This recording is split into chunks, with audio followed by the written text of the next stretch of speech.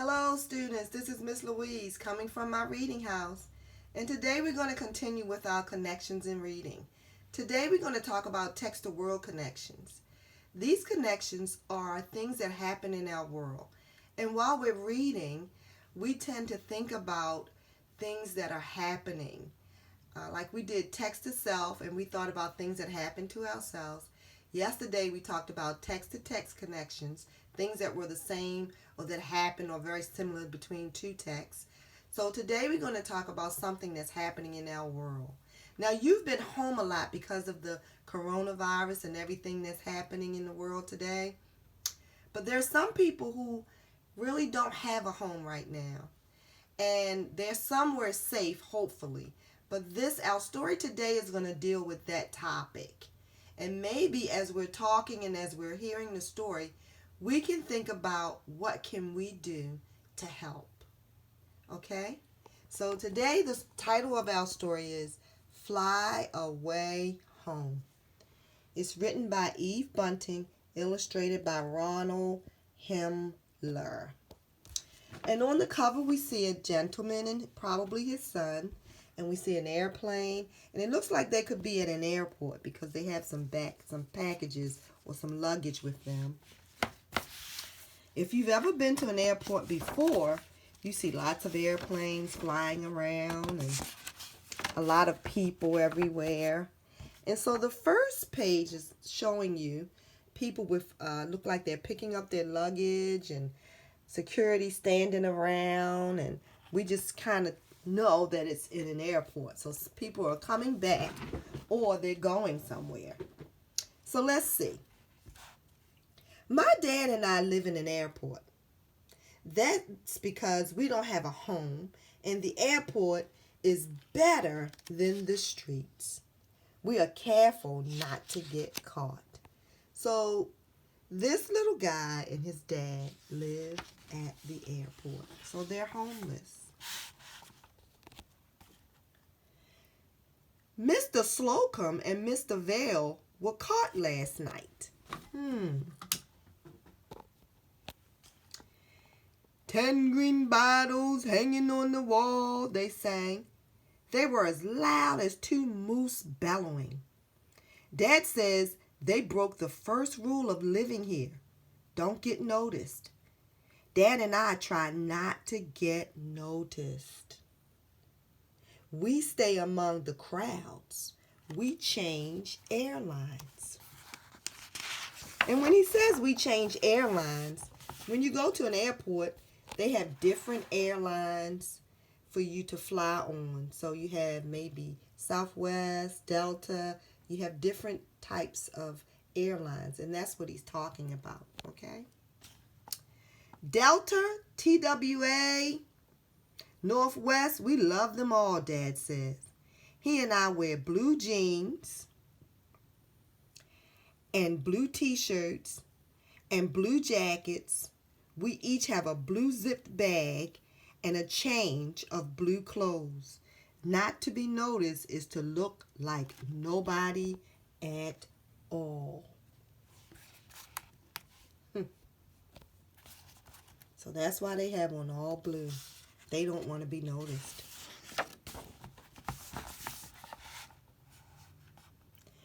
Once we saw a woman pushing a metal cart full of stuff. She wore a long, dirty coat, and she lay down across a row of seats in front of the Continental Gate 6. The cart, the dirty coat, the lying down were all noticeable. Security moved her out real fast.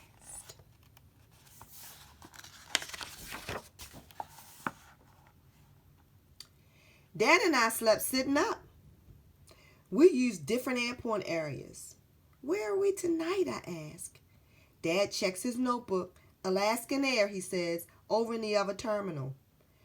That's okay, we like to walk. We know some of the airport regulars by name and by sight. There's Idaho Joe and Annie, Franny, and Mars Man, but we don't sit together. Sitting together will get you noticed faster than anything, Dad says.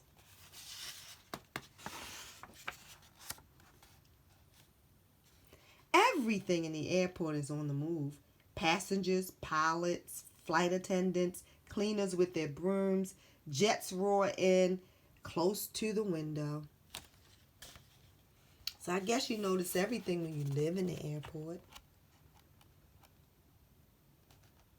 Other jets roar. Luggage bounces down chutes. Escalators glide up and down, disappearing under floors. Everyone's going somewhere except Dad and I. We stay.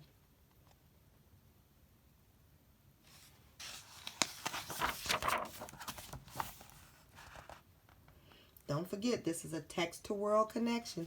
There are really homeless people in the world. Once a little brown bird got into the main terminal and couldn't get out.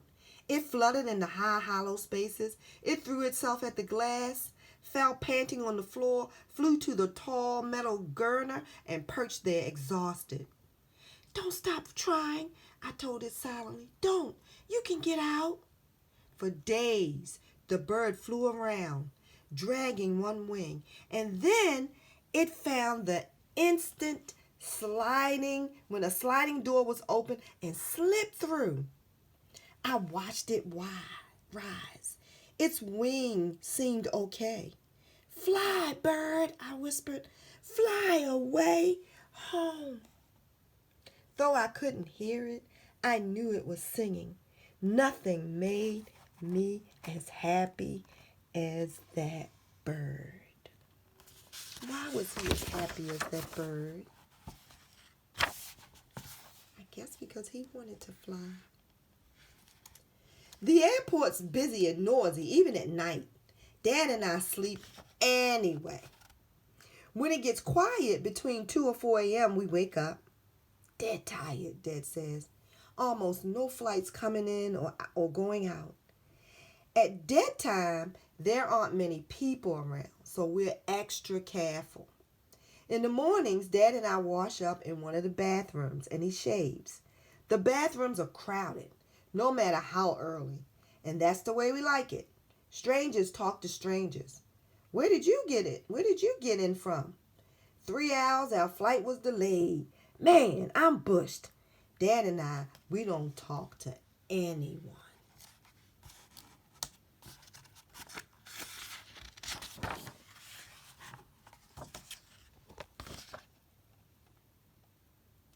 We buy donuts and milk for breakfast at one of the cafeterias, standing in line with our red trays.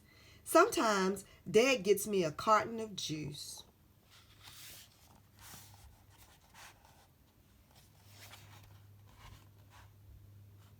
On the weekend, Dad takes the bus to work. He's a janitor in an office in the city. The bus fare's $1 each way. So his dad does have a job. But what happens to him when his dad goes to work? Does he stay at the airport alone? Let's see. On those days, Miss Medina looks out for me. The Medinas live in the airport too. Grandma, Miss Medina, and Denny, who's my friend. He and I collect rented luggage carts that people have left outside and return them for 50 cents each. If the crowds are big and safe, we offer to carry bags. "Get this one for you, lady. It looks heavy." "Oh, can I call you a cab?" Denny's real good at calling cabs. That's because he's 7 already. Sometimes passengers don't tip. And then Danny whispers, "Stinky." But he doesn't whisper too loud. The Medinas understand that it's dangerous to be noticed.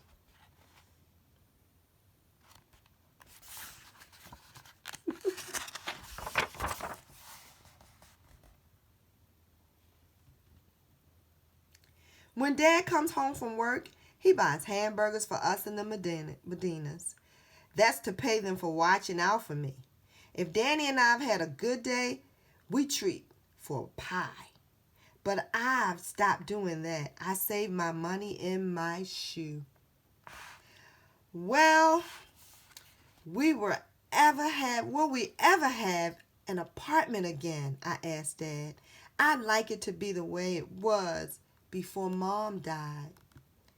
Maybe we will, he says. If I can find more work, if we can save some money. He rubs my head.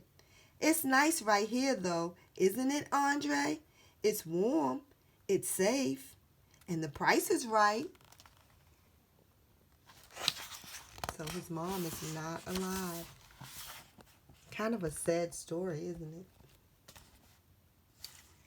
But I know he's trying all the time to find us a place. He takes newspapers from the trash baskets and makes pencil circles around letters and numbers, and then he goes to the phones.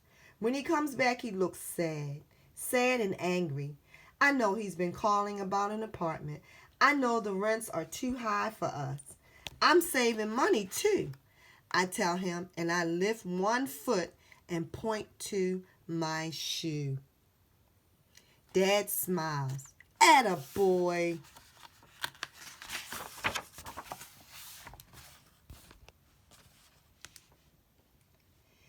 If we get a place, you and Dad can come live with us, Denny says. And if we get a place, you and your mom and your grandmother can come live with us, I say. Yeah. We shake on it. That's going to be so great. After next summer, Dad says, I have to start school. How? I asked. I don't know, but it's important. We'll work it out. Danny's mom says he can wait for a while. But Dad says, I can't wait. So that means Denny doesn't go to school yet. They have no home.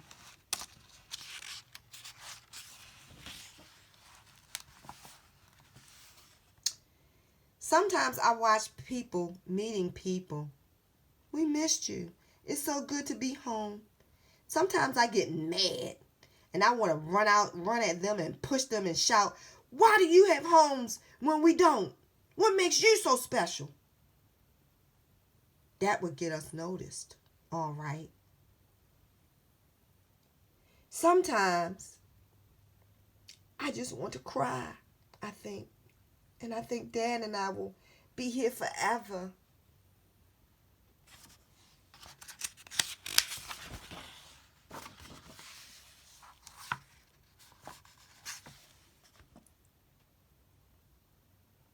Then I remember the bird. It took a while, but a door opened. And when the bird left, when it flew free, I know it was singing.